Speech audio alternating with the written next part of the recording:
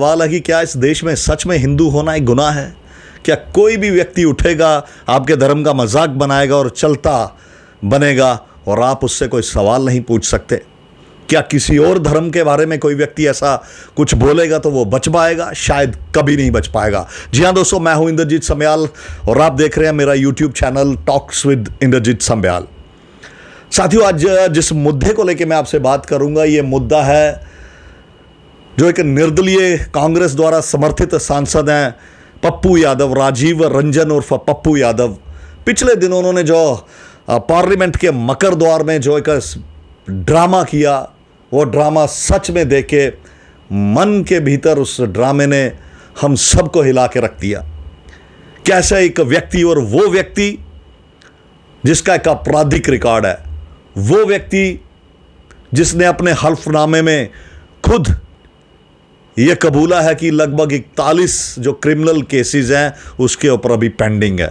वो व्यक्ति भगवा धारण करता है, हाथ में भगवान राम की तस्वीर लेता है और उसी तस्वीर को जो सांसद वहाँ पे आते हैं, राहुल गांधी आते हैं, उस दान पात्र पे चंदा चढ़ाते हैं। फिर अखिलेश यादव की पार्टी के लोग आते हैं, उस पर चंदा चढ़ाते हैं और भगवान प्रभु श्री राम की तस्वीर उनके पाँव में लमलेट होती है। फिर वो भगवा, अपने आप को पूरा भगवाधारी उसने बनाया हुआ है, हमारे साधु संतों का मजाक उड़ाते हुए वो कभी इधर भागता है, कभी उधर भागता है और नाटक करता है चंदा चोरी का। देखिए, चंदा चोरी का कोई भी व्यक्ति चंदा चोरी का समर्थन नहीं कर रहा और ना ही मैं अपने इस वीडियो में आपसे समर्थन कर रहा हूं।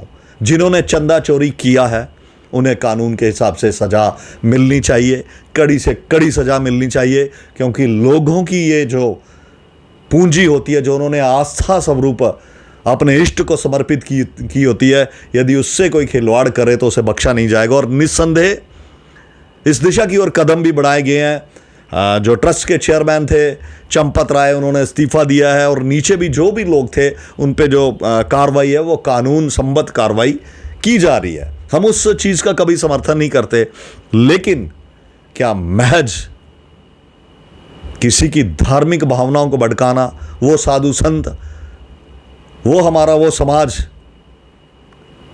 जो इस समय समाज की पल पल चिंतन कर रहा है, वो लोग जिन्होंने अपना घर बार छोड़ दिया उस परमपिता परमात्मा को पाने के लिए, आप उनका मजाक इस तरह से उड़ाएंगे? क्या सांसद होना आपको ये हक दे देता है पप्पू यादव कि आप हमारे उस साधु, हमारे उस समाज का इस प्रकार मजाक उड़ाएं? और सबसे शर्मनाक बात यह है कि कांग्रेस के युवराज, चिर युवराज जिन्हें मैं कहूँगा प्राइम मिनिस्टर इन वेटिंग, शायद वो वेटिंग ही रहेंगे ताउम्र, वो पहले व्यक्ति होते हैं वो पप्पू यादव की दान पात्र पे चंदा डालते हैं और उसके बाद जो वहाँ पे नाटक नौटंकी होती है, उसने तमाम देश भर के करोड़ों हिंदुओं की भावनाओं को आहत किया है। ना केवल आहत किया है,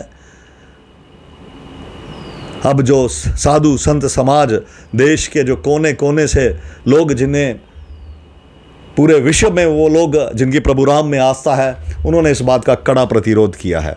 लेकिन आज मैं कुछ सवाल पप्पू यादव से पूछना चाहता हूं। पप्पू यादव जी, आप किस रिकॉर्ड से आते हैं ये सारी दुनिया जानती है।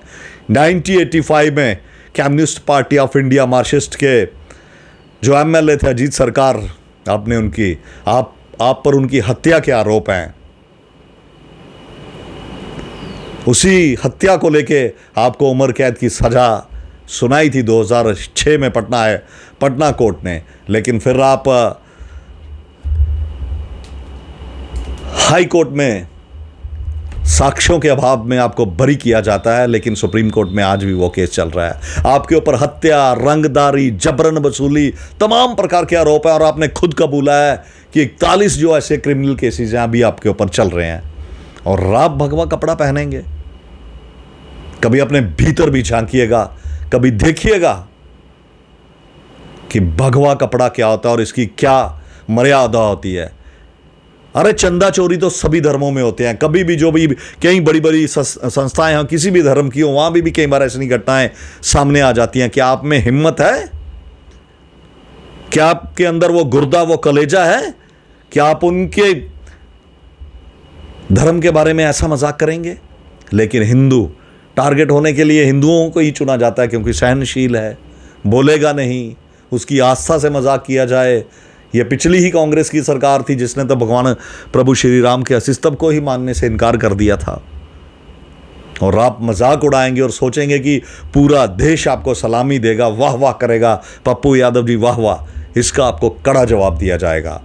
देश की जनता आपको जवाब देगी। जो देश के मुद्दे जिसके लिए आपको आपके क्षेत्र ने चुन के भेजा है, आपको वो उठाने चाहिए। अब आप ही के क्षेत्र में लोग आपके विरुद्ध प्रदर्शन करने लगे हैं। वो कह रहे हैं कि हमें अपने सांसद से ऐसी उम्मीद नहीं थी। और बहरहाल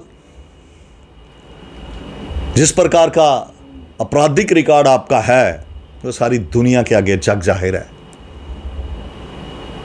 कभी आप अपने भीतर आंखें बंद कीजिएगा और अपने आप के बारे में सोचिएगा, आपका पूरा चेहरा आपके सामने आ जाएगा। लेकिन किसी भी धर्म का इस प्रकार से मजाक उड़ाना, वो भी देश की जो सर्वोच्च संस्था है पार्लियामेंट, उसके भीतर, और बाकियों के जो जितने भी बड़े दिग्गज नेता हैं वो उस नौटंकी में शामिल हों और मजाक करें। और अब समाजवादी पार्टी के राम गोपाल यादव कहते हैं, अपने आप को इस प्रदर्शन से अलग करते हैं और वो कहते हैं देखिए पप्पू यादव ने जो किया वो नहीं होना चाहिए, हम अपने आप को इससे अलग करते हैं, वो हमारा सांसद नहीं है। बहरहाल ये बड़ा एक चिंता का विषय है साथियों। गलत के खिलाफ मैंने अपने वीडियो में पहले ही कहा कि चंदा चोरी जिसने की है उसे सजा मिलनी चाहिए। लेकिन इस प्रकार आप प्रदर्शन करेंगे, ये जो भगवा होता है, ये त्याग, तपस्या, तर्पण, इन सब का प्रतीक होता है। जब ये भगवा कोई व्यक्ति ओढ़ लेता है तो तमाम प्रकार के बंधनों से अपने आप को मुक्त कर देता है। अपने तमाम पारिवारिक संसारिक बंधन वो तोड़ देता है और जग की भलाई, जग की कामना, यही उसका लक्ष्य होता है। और आप ऐसे भगवाधारियों का, ऐसे सनातनियों का मजाक उड़ाएंगे और सोचेंगे कि आप बच जाएंगे, पतली गली से निकल जाएंगे, तो वो आप नहीं निकल पाओगे पप्पू यादव। बस वक्त का इंतज़ार कीजिए। एक क्रिमिनल प्रवृत्ति का व्यक्ति इस प्रकार दूसरों को उपदेश दे, कभी आईने में अपना चेहरा देख लेना पप्पू यादव, सच तुम्हारी आंखों के सामने आ जाएगा। तुमने क्या किया है जीवन में। अरे जीतना क्या है, जीतने को बड़े बड़े लोग चुनाव जीत जाते हैं, गुंडे जीत जाते हैं, लंपट चुनाव जीत जाते हैं। कोई सांसद होना कोई बड़ा मायना नहीं है, लेकिन एक व्यक्ति, उसका ईमान, उसका करैक्टर, वो एक सबसे बड़ी चीज़ होती है। बहरहाल ये था मेरा आज का वीडियो पप्पू यादव के ऊपर। आप इस समूचे प्रकरण के बारे में क्या सोचते हैं, कमेंट बॉक्स में जाके मुझे ज़रूर बताएं। और जाते जाते मेरे इस YouTube channel talks with Indrajeet Sambyal को लाइक करें, सब्सक्राइब करें, शेयर करें। आपका एक लाइक, सब्सक्राइब, शेयर हमें वो ताकत देता है कि हम ऐसी व्यक्तियों, ऐसे तत्वों के विरुद्ध अपने इस मंच से आवाज़ उठाते रहें। फिर मिलेंगे जल्द एक नए वीडियो के साथ। तब तक अपना बेहद ख्याल रखिएगा। जय हिंद, वंदे मातरम, भारत माता की जय।